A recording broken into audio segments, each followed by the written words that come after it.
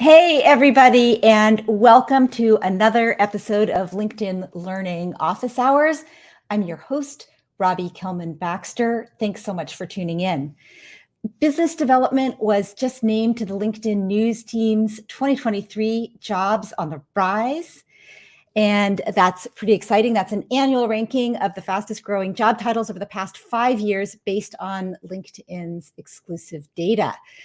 The list shed light on where the future of work is heading. And so in today's session, we're going to talk about why business development pros are in such demand, the skills required to thrive, and how the field is evolving. So this is a second business development office hours that I've hosted. You may remember the one with Ben Gomez-Casares that we had last November. If you missed that one, we'll be sure to put it into the comments. But that was a great session session back then. Today, though, I'm really excited to have as my guest Scott Pollack to be joining me for office hours and talking about why business development pros are in such demand and why it's happening right now. Scott is the founder and CEO of Firneo, a learning community for next generation partnership ecosystem and business development leaders. Scott has spent 20 years in the partnerships and business development space at startups, as well as working with large companies like Amex, Dow, and WeWork. He's the best-selling author of What Exactly is Business Development? A Primer on Getting Deals Done, and has been teaching courses about partnerships and business development since 2011 and regularly runs cohorts for his business development certification program. I think that the next cohort closes tomorrow. So if that's of interest to you, please check it out. Information will be in the comments. As always, when we do a LinkedIn Live, you, the audience that is here with us live, are invited to participate. Please be comfortable to put comments in the chat, to ask questions, to use the little clap and I don't understand and say more icons so that Scott and I know what it is that is of most interest to you. And with that, I will welcome my guest, Scott Pollack. Welcome, Scott. Hey, Robbie. Thanks so much for having me here. Yeah, it's a real pleasure. Let's start with the basics. What the heck is business development? Yeah, it's such a good question, right? And it's a question that's like, it's a curious one that we even have to ask because accountants and lawyers don't have to ask, like, what is being an accountant? But business development is a job that we do. And so in my slightly academic definition of business development, I say that BD is creating long-term value for an organization from customers, markets, and relationships. All right, so let's breaking that down a little bit. What it really means, and if we simplify it, is that business development is a way to create growth on behalf of a company. It is a growth strategy and function on behalf of a business. And it means different things at different stages and styles of companies. We can talk more about that. But fundamentally, it's answering the question of how do we create the scale and growth that we want as a company to thrive over the long term? Got it. So how is that, if at all, different than some of the other terms we hear, alliances, strategic partnerships, even, sometimes I hear business development used in the context of the sales organization. Yeah. So I think a lot of that comes down to the subjectivity of what is long-term and what is valuable to a company. So if you're a early stage startup, what is long-term might be 3 to 6 months. And what is valuable might be just keeping the lights on in your organization. And therefore, the role of business development, the job of whom is to create long-term value for the organization, it might actually be very much about driving short-term sales. And that is the mechanism by which to create long-term, relatively speaking, value for your organization, keeping the lights on, getting revenue and profit so that you can kind of live another day. Whereas for a later stage organization, let's say a large enterprise that's been around for a while, what is long-term might be years away. What is valuable might be, not just the economic value of generating additional revenue or profit, but opening the doors to completely new markets, creating ways to build new products that you probably couldn't otherwise do on your own, or maybe you don't have the resources to invest to do that on your own. And that means that some of the mechanisms available to create that value are things like strategic alliances and partnerships. And so while partnerships is often conflated in with what business development is, I think partnerships is one of those mechanisms, one of those tools available to people who are thinking about business development and have a business development mindset. And again, it depends on really what companies are applying that phrase, because it depends on their own perspectives. Yeah, interesting. It is. I mean, I find that organizations have very, very different ways of defining it. For some of them, as you said, it's, business development is developing our business, so that means it's sales. But for many more mature and well-developed organizations, business development is really about, as you said, you used the word new several times. It's about new relationships, new ways of thinking, new products, often that involve other organizations, expertise, assets, content. And it's a way of creating something new that's going to have value. As you said, I loved how you said that for the long term. Which I think is really important. And at least for me, and you can argue with me or tell me you disagree. When I think about the difference between business development and sales, or what they sometimes call business development, which I think of as inside sales, right? Developing the relationships so that you can have a long-term sales connection. What I think is different about that than what I think of as business development is that that's usually doing things with a playbook. This is how we sell. This is our sales process. These are our sales tools. And business development, I feel like, your excellent work notwithstanding, doesn't have a playbook. A lot of business development is, getting in a room with somebody where you're like, I think there's some value. You have whatever it is. You have some IP.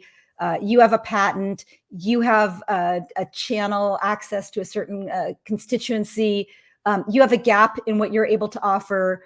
We have something that we can offer. Let's figure out if there's a there. Like, it's kind of, sometimes you even go into the meeting and you don't even know what you're looking for. And then I think about the strategic partnerships and alliances. Well, sometimes there are people in those roles who do that very early. Is there a there? Many of them in those strategic alliance roles are basically acting as almost like account managers, relationship owners for those partnerships once they're more established. Does that resonate with you? Are there any nuances that you want to clarify? No, it totally resonates. And I think what's important to note is that while there may not be a playbook written and one that we can easily follow, or at least it's one that we're actively all writing as partnerships and BD professionals right now, there are best practices. There is a system to follow. And just because we haven't been taught it at school doesn't necessarily mean that there aren't some of those best practices and systems that we can follow to kind of to apply a playbook that we haven't been taught. And that is where I think the strategic element of what business development is all about is one that we're having an understanding of what are the opportunities that are going to create value that persist in long term. What are those opportunities for me to partner with other companies or open the door to new revenue generation opportunities, whatever that needs to look like for a particular organization. Having done that work up front is what's going to help save a lot of the time and energy and wasted resources that often can plague not only people in the role of BD, who might go about things without a strategic purview and without a clear understanding of what's going to create value for their company, and they flail around for a while, not generating results, but it also kind of hurts the impression of what BD and partnerships and all the roles that kind of fall under this umbrella mean to a company. And it can create an impression that, like, what do you even do around here? But the more we have playbooks to follow, the better off we are in that front. Yeah. So I definitely want to talk about the playbook and what you think are the key steps. Before we get into that, though, I just want to welcome everybody who's joining us. If you weren't here at the very beginning, my guest is Scott Pollack of Firneo. We're talking about business development, a job on the rise. If you're just joining us, please let us know who you are, where you're tuning in from, and what brings you here today. We'd love to get to all of your questions if we possibly can. Now back to you, Scott. Playbook. Okay, so it's my first day in business development. What do I do? Yeah. Well, I think there's and maybe give us an example. Maybe give us an example of a company, real or preferably real, or imaginary, that what you might do in that organization if you were new.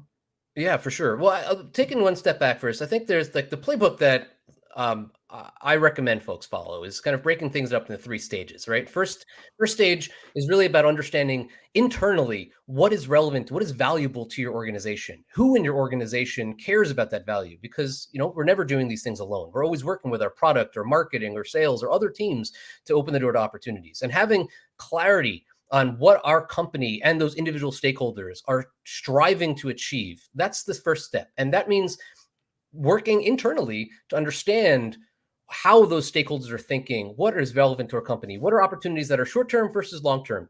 That's kind of the first step of the process that I would look at. The next step, once you have that clarity, is to be able to go out to the market and say, who are the companies that we can be working with? Who are the companies that we have value to offer, and vice versa? Where does it make sense for us to be partners and collaborating in ways that can ultimately deliver value to customers as well as our respective companies? And with that clarity comes the ability to not only find and prioritize a pipeline of potential companies to be working with, but also helps determine how you're going to structure a deal and negotiate and move forward in that process. And only then, finally, in the final stage, can you actually start building and delivering on the kind of promises that have been made. How do you bring a partnership to market? How do you deliver value to customers that ultimately creates an ROI? How do you keep all those stakeholders that you've solicited resources from engaged and aligned so that you can continue to have this partnership thrive in the long term? And so that's the 3 steps that I kind of often think about as core to the process. Okay, so step 1 is know your own organization, understand your own corporate strategy. What are you trying to accomplish? Where are you trying to go? Step 2 is identify other organizations. That's a really important piece. Business development is about developing relationships with other organizations where 1 + 1 = 3, as Ben Gomez-Casara said with his funny little slide last time. So the second step is, who are those companies, and what might they have to offer us, and what might we have to offer them? Step 3 is to actually meet with them and explore some of those possibilities. And then you said, those are the 3 steps, but then you need to do all those things before you actually, start writing up terms and implementing actual relationships and contracts. Yeah, I mean, I think that middle step is perhaps the one that is the trickiest, in the sense that oftentimes we want to jump straight into the stage of building relationships, because that's the fun and sexy part of business development, right? Going out and meeting with other people and companies and doing deals and so forth. But that's also where something that I call vanity partnerships are often formed. A vanity partnership is, like, I call it the celebrity marriage of the BD world, right? Where you quickly get into a relationship with someone and realize that we weren't actually aligned on our values in the first place, and the whole thing falls apart very quickly and usually pretty dramatically. It's by skipping that first step of really understanding kind of what matters to us, what matters to our company. How do we have that alignment? That's what helps get to the stage, that second stage, when you can really then identify who are those partners. And then I'd say in that process is not only identifying the potential partners that are a good fit for us, identifying why we're a good fit for them, getting in the door, navigating the organization, building the relationship, and ultimately leaving that stage of by negotiating a partnership deal or negotiating whatever collaboration needs to look like in a way that both sides can be really excited about. And then the final component is moving on. Can you give me an example of a good business development organization and how they run their business development process? Yeah, for sure. I mean, I think every company runs things a little differently. Maybe I can give you a counter example. I'd love to give you an example of where I think I've seen this go wrong, in fact. And it was my own story. I worked at a startup back in the day where it was a B2B SaaS startup. And so we were selling to small businesses, our core customer, small businesses. And we had an opportunity that I very proudly brought to the table to partner with Intuit, maker of QuickBooks, TurboTax, huge player in the small business space. And so I spent months, I should say, painstakingly crafting a partnership, got them excited, built a partnership, signed the deal, brought it back home to our company's office, and was expecting a hero's welcome, and found that I was answered by crickets. Like, the product team, the marketing team, no one really seemed to care. I wasn't able to solicit those resources, and that was largely because I skipped that first step. So I think so basically that deal died before it even got off the. Can I just ask for a clarifying question? What was the company's strategy, and what was the partnership that you were proposing, and how did they not align? So the partnership itself made perfect sense for both organizations. What we did, the company was called Sumall that I worked for. We were an analytics tool for small businesses where you can connect a bunch of different data sets into our tool and see how, as a small business, your tweets on a Tuesday affected your sales on Shopify on a Friday. And so QuickBooks was really the core kind of integration there to be able to connect your accounting data into our system. And it would just open the door to a lot of really valuable insight for our mutual customers. And so the opportunity for that partnership was very clear. But what was missing was a lot of that understanding internally on my end, and that I didn't do the work to really understand, well, what were the other priorities that our company had? What were the other resources that were already committed to other initiatives? Did this align with the personal objectives that the marketing team, the product team, the sales team, and so forth had on their agenda? And unfortunately, by not doing that, I committed that sin of creating a vanity partnership myself. Yeah, well, it's interesting. I would be a little bit kinder to you and maybe not call it a vanity partnership so much as a partnership that was maybe not appropriately nurtured in the early stages. So you bring up a really important point. It's not just about knowing the strategy of the company, which you obviously did in that scenario. It's also about checking in with your colleagues and making sure that there's going to be buy-in and resources if you make it happen. Absolutely. And I think one of the challenges of business development and one of the important skills required is, you have to have a good balance of being able to have this great vision, being able to go out and make things happen well outside of your organization, well outside of the lines. But you also have to stay tethered, not just to the corporate strategy, but also to your peers and their goals and to budgets that actually exist in the organization. Because ultimately, you're going to come back into the organization, like you said, needing that hero's welcome. You must be tired. Your horses must be tired. Let's get fresh horses and continue on the journey while you catch your breath, which is not what you got in that case.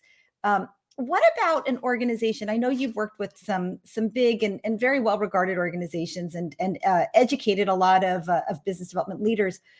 Can you give us an example of an organization that does have a good process? Yeah. And maybe sort of talk about how the org is structured and what that process looks like, what metrics, if any, what templates, if any, help the organization, what people that are listening can expect if they went into how do you recognize a company that knows what they're doing when it comes to biz dev? Absolutely. I think the companies that understand business development the best and have the most success with partnerships and business development are the companies that have an entire ecosystem built around them. And these are companies that we're all familiar with: Microsoft, Salesforce, even companies like Shopify. These are companies that have a number of ways that they work with and benefit bidirectionally the partners that they work with. Let me use Microsoft as an example. Microsoft for right now, I think a few years ago, they said that 95% of their revenue comes through partnerships. They're working with all variety of companies that are, the small shop that is helping a small business with their IT and so forth, right? Being able to offer Microsoft solutions to them, or cloud companies that are looking to build on top of their cloud solutions and are supporting other businesses who are helping to use Microsoft Azure to build out new SaaS tools on the back of that. They have all manner of products and all manner of companies that help resell those products to their respective customers, because Microsoft, while it has the ability to reach any company in the world, recognizes that the relationships that those other companies, often smaller companies, have with the local mom and pop shop that needs their Microsoft Office and other things managed for them, the SaaS company that's building a new tool on the back of Microsoft Azure and their other cloud solutions and so forth, they recognize that the relationships that those partners have is going to be stronger than what they could have fostered on their own, even though they're one of the largest companies in the world. And so companies like that, like Microsoft or Salesforce or others, that have this recognition of they have a suite of tools that creates value for themselves and for their customers, but can also be a mechanism for those partners, those, let's call it the IT support firms, to use one simple example, those service providers. It can help them engender a deeper relationship with their customers. And it's just a symbiotic relationship that's forged there because everybody's generating value for one another. And what a company like Microsoft that creates that sense of an ecosystem is they have support throughout the entire process. They have a well-defined understanding of what value comes from working with partners for Microsoft, what value working with Microsoft comes to the partners, how their end customers are served, and they support partners at every step along the way with the training, the tools, the resources, the opportunities to be in the spotlight of Microsoft's varying marketing channels with all those enablement tactics, being able to sell alongside Microsoft customers to get into bigger companies. That is a very robust suite of offerings that makes Microsoft like a partner-centric organization and an ecosystem that people want to be in. Yeah, very, very helpful. I have a question here from Javier Crawford. I hope I'm saying that right. From Douglasville, Georgia, asking about whether business development happens at the creation of a company. So, we're launching our company. We have 5 people. One of them is doing business development, or whether it's defined as a process once the organization kind of has reached operational implementation, operational maturity. Yeah, I think that's a great question. And I'd say my answer might have evolved a little bit over the years. So I'd say historically, I would have answered that it's the latter. It's a process applied once a business is functioning, and you say we have our sales and product, those kind of motions operating. We have a product, we know how people buy it, we know how to market it or sell it, and now we can start to think about business development as a process of creating growth on the back of that. How do we create even more opportunities to sell to new customers or enhance our product or create new products, working with other companies generally to do that. So I think that's still applicable in many cases. But I think what's starting to happen is there's a recognition of how having that mindset, having an understanding of how our core product and go-to-market motions, as they say, how those can look and how business development, how partnerships can play in, having that understanding from the very beginning stages of a company's formation, having that in mind is critical to organizing every facet of your business around it, right? Making the decision up front. Are we going to be a company that sells directly to our customers? Are we going to create a product with economics that support paying direct salespeople? The economics have to work out for that. Versus, are we going to be a company that's going to leverage partners? Are we going to be a company that is there to support partners? Are we going to have that in our DNA? Another example of a company that I think has that in their DNA, didn't to start, and there's the stories out there, is HubSpot. HubSpot, big CRM, huge in the small business space. They started out as a direct sales organization. But it was only a few years in that, one person kind of said, I think there's an opportunity for us to work with the marketing agencies and others that are touching kind of small businesses and helping them with their inbound marketing, which is a kind of a core part of how HubSpot got off the ground, is serving, the kind of inbound marketing opportunities for companies, being a solution for that. Working with those companies became part of the DNA of the company. They recognized that opportunity, and it over time became part of the DNA of HubSpot to be centered around partners, whether it's service providers or companies that integrate in HubSpot and so forth.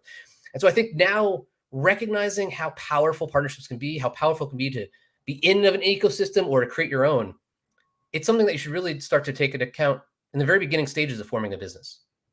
Yeah, really interesting. Couple things I want to tease out that you mentioned that I want to make sure people got.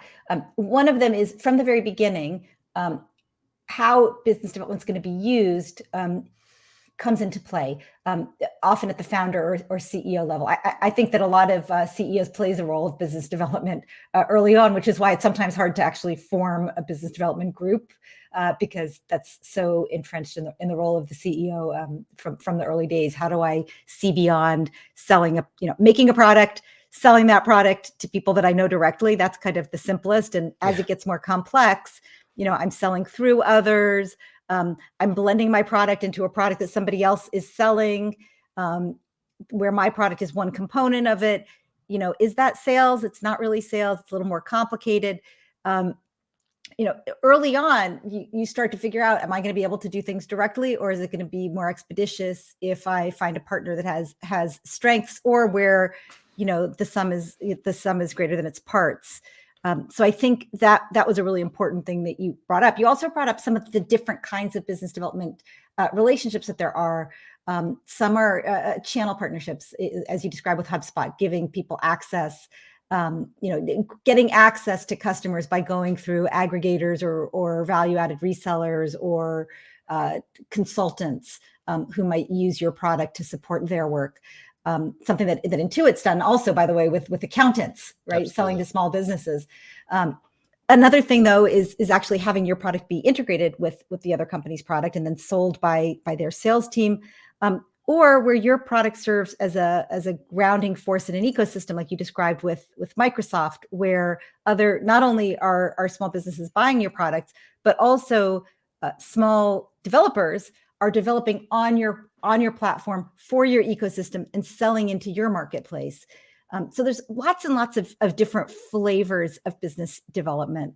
I want to talk about it seems like a job where you have to be good at a lot of things. So I want to get into what are the skills that you think are required, and what does the job market look like right now for business development? Before I do, I want to say a quick hello to some of the people that are participating today. Valencia from Johannesburg, Nawaf, hello.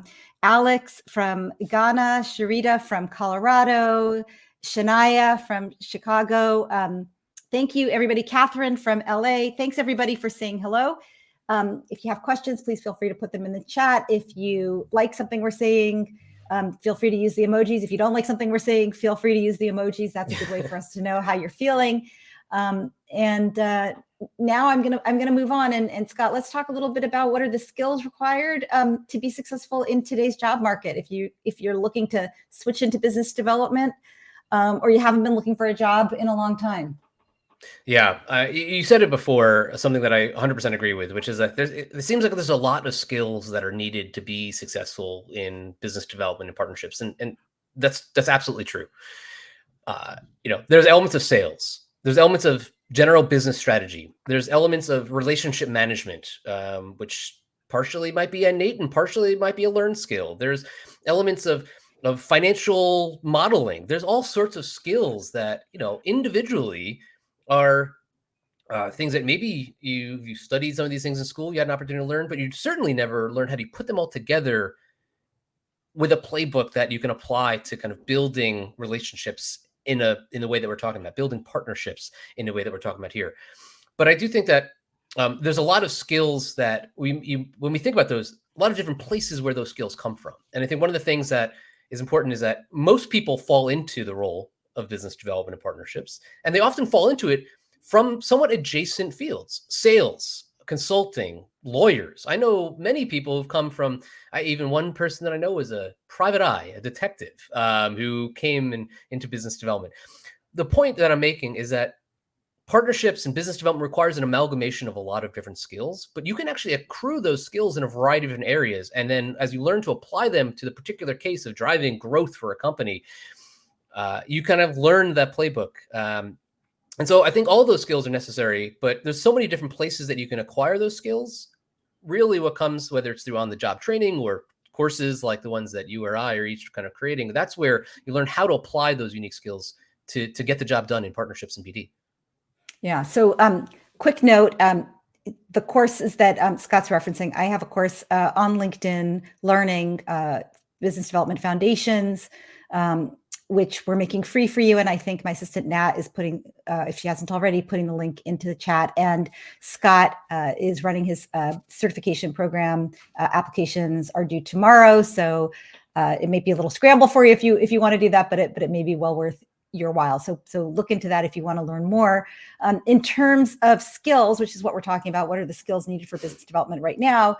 I agree, Scott, that there is a pretty wide range of skills that you might be looking for. Often salespeople, strategy people, finance people, lawyers come in because they come at deals from very different perspectives, whether it's being able to envision what's possible and how it fits with the organization, being able to convince other people to see what your vision is and maybe close that deal, and actually thinking through the logistics of what that deal might entail, which is, I think, why you mentioned a lot of lawyers come into business development from that angle. Has anything changed? I wrote my course, the Business Development Foundations course, and recorded that in, I believe it was 2017. So it's definitely due for a refresh, which is why we're doing that now. But a lot's changed. I'd love to get your perspective on what you see that's changed in the market since then. Yeah. Well, I think one of the biggest things that's changed is recognition of the potential value that business development and partnerships and ecosystems can play in the market. For a long time, it's felt like a bit of an ambiguous role with, and accordingly, it's been challenging to sometimes secure resources for BD activities internally or to prove your value in an organization. I think one of the things that's really changed is an increasing recognition of how, partnerships, ecosystems, business development activity can foster the core of a company that, has more opportunities to reach customers, build products faster, cheaper, better than doing things on our own. And so I think that's the number one thing that's changed is an increasing recognition of, as there's an industry analyst named Jay McBain who often quotes he coined the phrase that we're in the decade of ecosystems, the decade of partner ecosystems, and that's something that I think that recognition is starting to kind of come to bear and open the door to opportunities that for people to be in these roles to have more impact than ever before. Yeah, yeah, I think that's right. I also think that business development is one of the few things that can't be done with a chatbot. So it's hard to use AI to create a partnership. It's still one of those things I think that requires a human touch. I have this question from Mayab McLaren. You stated that business development was just named to the LinkedIn News Team's 2023 Jobs on the Rise list. Based on their data. Why is this the case? Why do you both think the number of these roles has increased so much so quickly? I think you started to answer that question, Scott, that we're living in an ecosystem world, and we're realizing. I think the one thing that I might add to what you said is, and I'll give you a chance to have the last word on this, is that companies, in my world, subscriptions, membership, right? I'm always encouraging organizations to focus on the desired customer outcome, right? I didn't buy the white blouse to buy a white blouse. I bought the white blouse because I'm giving a speech and I want to look professional and it goes with my, red skirt or whatever it is. My goal is to always look my professional best. If the organization understands that, there's a lot more room to provide a lot more value. If you know what value needs to be created, you have two choices. You can either create it yourself, which is a lot of hard work. Product development is hard work and expensive, or you can look for partnerships to accelerate your ability to more fully solve that problem for your customers. I personally believe that that's one of the drivers as well, as organizations are looking to, they call it owning the customer, which is sort of a yucky term. But to more fully deliver on the value that the customer came to you for, it's harder and harder to do the whole thing by yourself. 100%. Especially some of the things that have changed, just to kind of continue on that topic and relate it back to this, the world of marketing has been evolving as, Apple's privacy rules change the way that, that companies advertise and reach companies, as cookie rules across Europe and increasingly the US start to change how people are reached, like the opportunity to leverage the trust that other companies and brands have with their customers to draft off of their existing relationships and access them with a deeper sense of affinity built in because you're partnering with a company that they believe in, that they trust, that they use, and like. Those open up the door to opportunities that not only could be more efficient, could be more effective, could be the only way to reach some of those customers, and and partnerships as a mechanism to do that.